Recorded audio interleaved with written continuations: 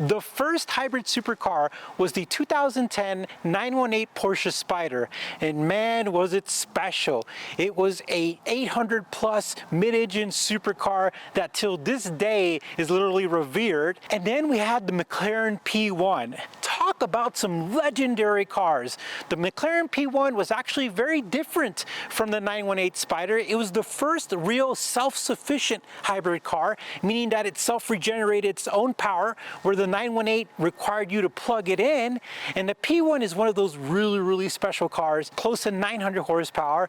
And then you had the LaFerrari, but then around 2014, things started to change. BMW came out with the i8, which was a really cool car. It was a mid-engine car with a 1.5 liter 3-cylinder turbocharged engine with one electric motor. And the cool thing about it, it was really one of the first, I wouldn't say supercar because it's not, but sports cars that had the hybrid system for performance, meaning that it wasn't like the Nissan Leaf or, you know, your Yaris. It was designed for performance, which was really cool. But it's really neat to see that first introduction of the first global sports car with the hybrid system.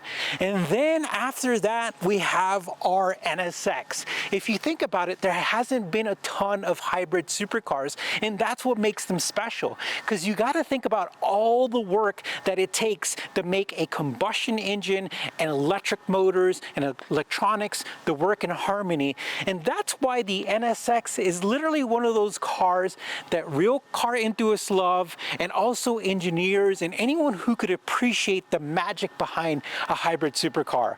As a matter of fact, you don't have to take my word for it. Formula One uses hybrid cars, and they use a form of a hybrid system, which is cool. But the NSX is so special because not only is it performance orientated, it's also self-sufficient. It regenerates power with its braking system, but it is incredibly intelligent. This car is super special because it is literally, and it was ahead of its time. So driving a hybrid supercar is very special. Driving this car is seamless. Like the acceleration and everything with the combustion engine is seamless. You could barely feel it, but in the same time, you automatically realize how fast the car is at all times. Entering a corner, exiting a corner, acceleration. Everything about this car is very special because where there's little flat spots or gaps in performance or drop off in power, the electric motors pick it up and actually give you a very unique experience.